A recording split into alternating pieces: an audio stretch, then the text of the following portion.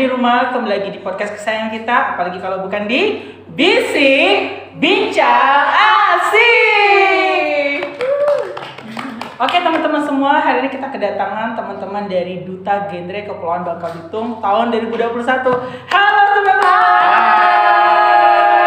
Nah, mereka ini baru saja terpilih menjadi perwakilan Duta Genre Kepulauan Bangka Belitung tahun 2021. Masih baru banget, masih angkat-angkatnya nih ya. Nah, kita mau kenalan dulu sama teman-teman dari Duta Genre Kepulauan Bangka Belitung. Yang paling ganteng ini siapa namanya? Halo Gen Rangers, perkenalkan nama aku Dava Rea Safalubari. Teman-teman bisa panggil Dava. Dava, panggil saja Dava ya. Iya. Bukan Davi ya? Bukan. Bukan. Devi juga bukan. Bukan Devi. Ya. Oh, Pak. Saya tahu malam Devi ya. Oh, enggak. Oh, enggak. Oke. Yang paling cantik di sini siapa namanya? Halo, perkenalkan nama saya Kurniati Soleha, boleh panggil Kurnia atau Nia aja nih Kak. Oke, panggil Nia aja ya. Oke, boleh. Bukan Nia Ramadhani ya? Bukan dong. Kalau ya iyalah kalau Nia Ramadhani pasti lagi di gitu ya. Lagi istirahat. Lagi istirahat, lagi vakum. Tapi Kurnia yang ini adalah Duta Genre Kepulauan Bangka Belitung. Nah, untuk Dava dan Kurnia, mau tanya ke Kurnia dulu nih. Masih sekolah? Masih dong Kak, saya seorang mahasiswa di Universitas Negeri Yogyakarta, jurusan Pendidikan Bahasa Inggris. Oh, dari UNY dari Yogyakarta, Iya, Sugeng Dalu. Oh, kebetulan belum Oh, bisa ya. Oke.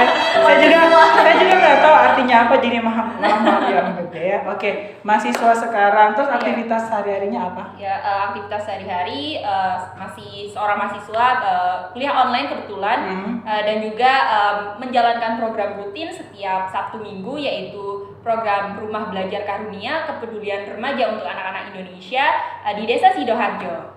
Bersama-sama Pik dan Delion. Di Sidoarjo, Jawa Iya. Timur ya. Sidoarjo, jangan salah ya teman-teman, kalau Sidoarjo itu Jawa Timur, tapi kalau Sidoarjo itu di Bangka Selatan. Oke, Sidoarjo. Iya. Saya tanya Sidoarjo soalnya saya orang Jawa Timur. Oh. Ya, jadi ada hanya hahaha ya, Iya. Sidoarjo ya. Oke, keren banget ya, sudah banyak berkontribusi di masyarakat terutama kalangan remaja ya, sudah memberikan edukasi di rumah belajar ya tadi Iya. ya. Oke. Nanti kita akan tanya-tanya lebih jelas. Oke, Siva mungkin mau tanya sama yang ganteng nih. Wow, yang ganteng ya kalau saya ya. Oke, kalau Kak Dava nih, kesibukannya apa selain kuliah nih? Kalau kesibukan sekarang sih, karena kuliahnya kan lagi kuliah online. Kita kan kuliahnya juga di Polman, Politeknik Manufaktur Negeri Bangka Belitung di Sungaria. Itu kan masih bisa memungkinkan untuk dilakukannya kuliah offline. Jadi ketika ada jadwal-jadwal praktikum yang mengharuskan offline, kita offline ke kampus. Gitu. Oh, anak politeknik ya, manufaktur. Iya. Saya langsung ngeliat, masa saya nggak pernah asing.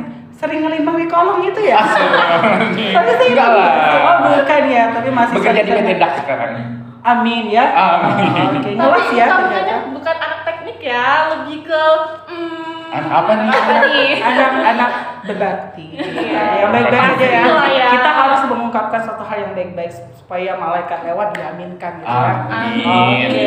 Nah, selain itu kita mau tanya nih, kan baru mendapatkan gelar sebagai Duta Genre Kepulauan Bangka Belitung tahun 2021. Mau tanya ke Dava dulu deh. Iya. Nah, alasannya atau motivasinya mau jadi seorang Duta Genre itu apa sih?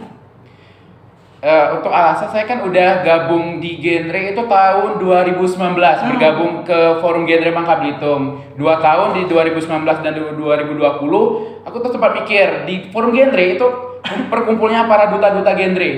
Nah, pas ikut 2021 termotivasilah lihat dari teman-teman yang ikut di tahun-tahun sebelumnya, dan juga dilihat di tempat Dava juga di Kelurahan Padang Mulia itu belum ada yang namanya PIK-R. Dan Dava udah sempat konsultasi ke PLKB yang ada di Padang Mulia, disuruh bikin PIK-R yang ada di Padang Mulia, dan juga memberanikan diri untuk ikut di pemilihan Duta Genre Kabupaten Bangka Tengah pada bulan Mei kemarin. Tapi yang mencetuskan, yang menjadi dasar kenapa, yang membuat hati Dava untuk tergerak mengikuti jadi anggota dari PIK tersebut atau jadi bagian dari generasi berencana, itu apa sih? Itu tadi karena di Padang Mulia itu belum ada yang namanya PIK-R. Kita pengen ngerangkul remaja-remaja yang ada di Padang Mulia, di Kelurahan Padang Mulia tempat saya tinggal itu, untuk menjadi remaja-remaja yang produktif lagi. Melihat remaja-remaja di sana kayaknya lebih sering nongkrong yang nggak ada manfaat atau segala macam. Jadi Dava bersama PLKB di Padang Mulia sama-sama bentuk PR itu buat ngerangkul remaja-remaja yang ada di Padang Mulia untuk lebih produktif lagi. Oke, bagus sih, berarti banyak remaja juga ya di Bangka Belitung ini yang nggak jelas nih mau aktivitasnya apa gitu kan, apalagi selama pandemi ini mereka kebanyakan menghabiskan waktu di rumah atau di lingkungan sekitar mereka gitu. Jadi untuk bermain kesana kesini untuk mengaktualisasikan diri mereka itu nggak ada wadah atau komunitas bisa merangkul mereka. Bagus sekali sih Dava ya, teruskan ya kalau bisa sampai 2030 ya. Oke. Siapa tahu nanti 2040 udah punya anak-anaknya lagi jadi duta genre gitu kan. Siapa tahu kan gitu kan, siapa tahu kedepannya bakalan seperti itu ya. Bisa jadi apa namanya petugas PLKB juga di Amin ya, petugas PLKB yang jangan hati-hati saya ngomong. Oke, selanjutnya Kurnia. Kurnia nih, sama nih pertanyaan sama Dava. Apa sih yang memotivasi Kurnia untuk gabung di Duta Genre ini yang pertama?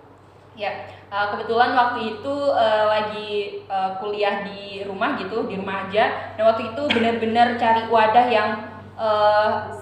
yang bisa mengaktualisasikan kegiatan-kegiatan positif, dan kebetulan saat itu saya menjadi relawan pendata SDGs yang mempunyai kesempatan langsung gitu. Apa itu relawan?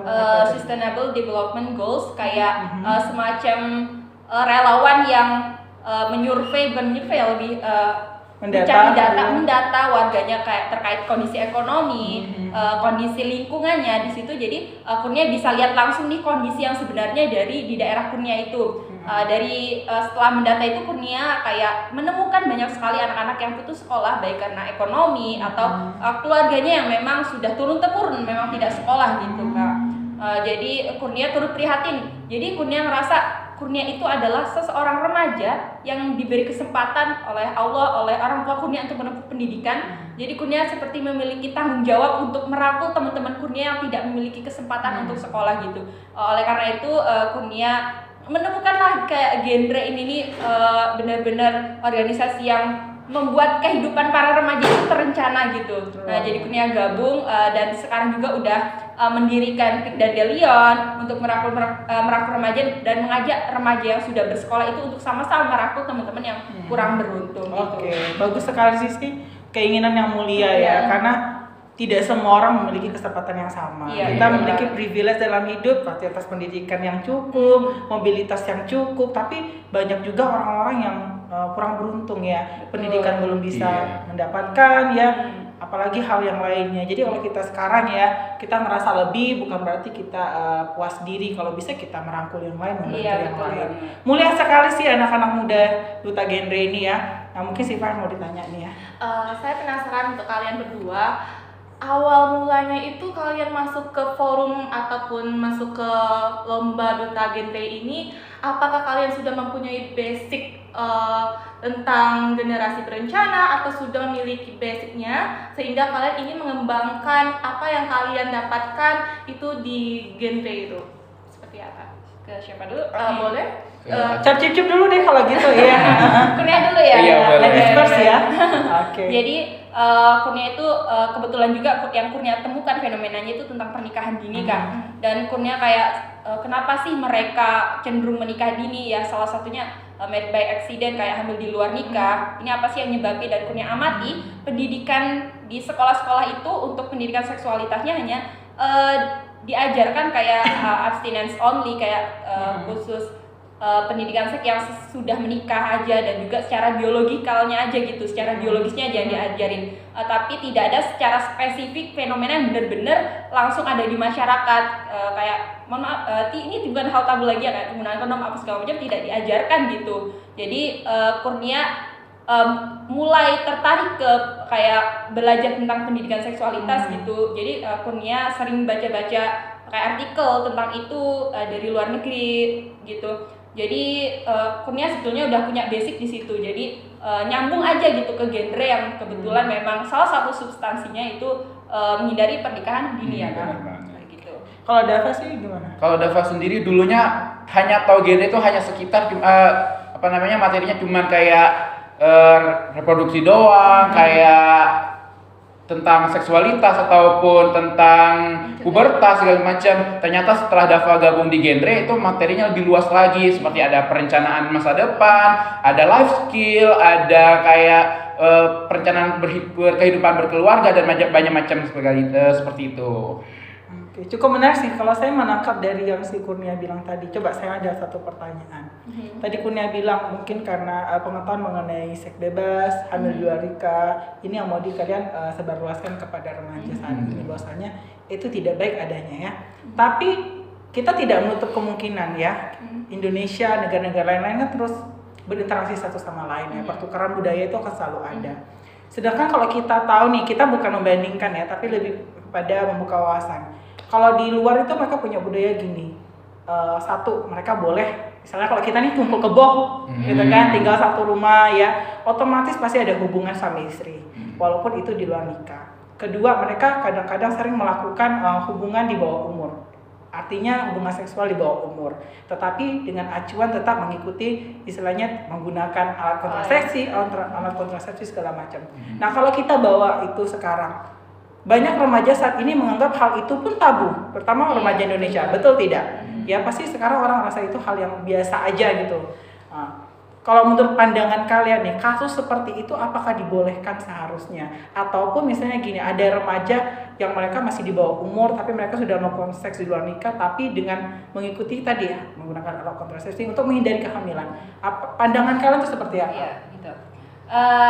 Sebenarnya ini yang kakak sebutin tadi terkait dengan budaya, dan budaya yang kakak sebutin itu ibaratnya kayak kulitnya aja, kayak luarnya aja yang terlihat oleh mata masyarakat, padahal realitanya toh banyak juga yang hamil di luar nikah, bahkan di daerah kita sendiri. Jadi menurut Kurnia itu tuh sudah saatnya mereka diberi pengertian, diberi pendidikan seksualitas yang seharusnya dan sesuai dengan realitanya untuk mencegah pernikahan dini atau hamil di luar nikah yang lebih banyak lagi, karena ketika hamil di luar nikah itu bukan lagi masalah antara dua orang, perempuan dan laki-laki, tapi juga sudah tambah satu nyawa lagi gitu. Akan permasalahannya akan turun kepada anak, bisa ke KDRT nantinya kalau mereka kurang siap mentalnya dan lain sebagainya. Jadi menurut Kurnia yang kakak sebutin tadi memang betul budaya kita seperti itu, tapi kita tidak bisa menutup mata dengan realita yang ada, terutama di daerah sekitar kita gitu kan.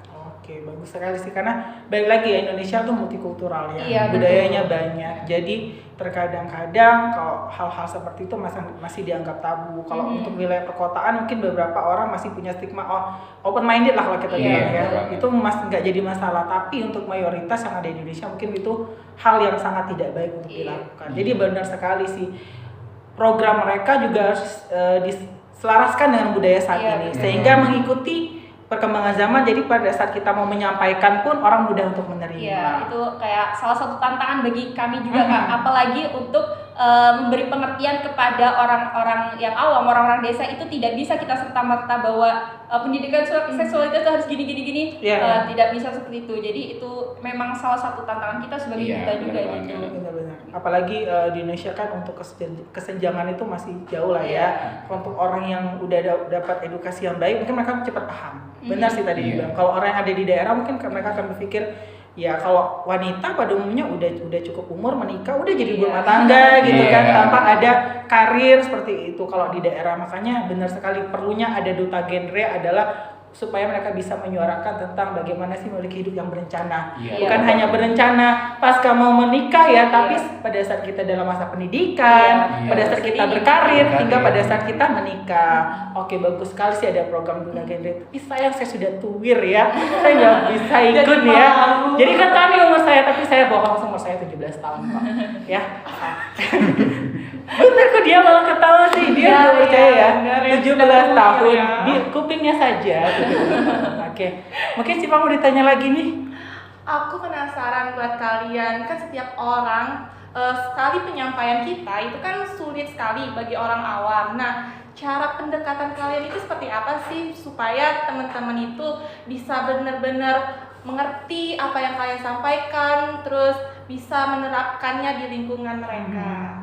pendekatannya itu seperti apa? Boleh dari Dava? Kalau dari Dava sendiri sih kita lihat dulu ya penyampaiannya ke yang mana kayak orang tua ataupun remaja. Remaja pun ada dibagi-bagi lagi menjadi ada 3 remaja, dan remaja awal, remaja tengah, dan remaja akhir. Itu kita udah di materi genre yang baru ini udah dibagi untuk cara bagaimana kita menyampaikan ke masing-masing remaja. Ada yang namanya modul tentang kita. Modul tentang kita ini dibagi 3 lagi. Ada modul berani, beraksi, dan modul kolaborasi. Nah, jadi di modul itu udah dikasih tahu bagaimana kita menyampaikan materi genre ke setiap umur, kayak umur dari 10 sampai 14 tahun, dari 15 sampai 19 tahun, dari umur 20 sampai 24 tahun. Jadi semuanya itu udah diatur di modul terbaru genre modul tentang kita. Jadi kita tinggal memilih modul mana yang tepat untuk dikasih ke remajanya tersebut.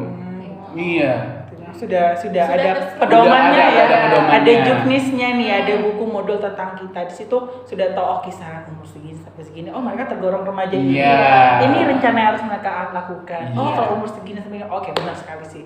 Untungnya ada modulnya, jadi sudah bisa untuk dipelajari. Mungkin modul tersebut bisa disebarluaskan juga ya. Iya, harusnya. Tapi satu tetap yang menggiatkan minat baca itu masih susah. Iya. Jadi balik lagi Duta Genre mungkin ada program-program yang unggulan mereka untuk menyuarakan itu. Iya, benar banget. Oke, saya mau tanya lagi nih. Tadi sudah membahas tentang kesibukan masing-masing, terus sudah membahas tentang Duta Genre. Nah, barangkali mungkin kalian ada persiapan atau apa untuk ikutin ajang selanjutnya? Ada dong pastinya. Ajang ada. apa itu? Karena kita bakalan lanjut lagi ke tingkat nasional untuk genre Indonesia. Oke, Duta Genre Indonesia tahun iya. 2021 ya. Iya. Oke, kira-kira sudah ada kabar burung nih kapan mau dilaksanakan? Masih Sampai belum saat ini sih. masih belum ada Iya, sih. masih belum. Tapi belum bukan berarti kita santai-santai aja. Iya. Benar banget. Ya, bukan berarti bukan hanya untuk nasional, kita tunggu nasional baru kita bergerak Iya. ya. Boleh ya. Mau ada duta bahasa nasional tahun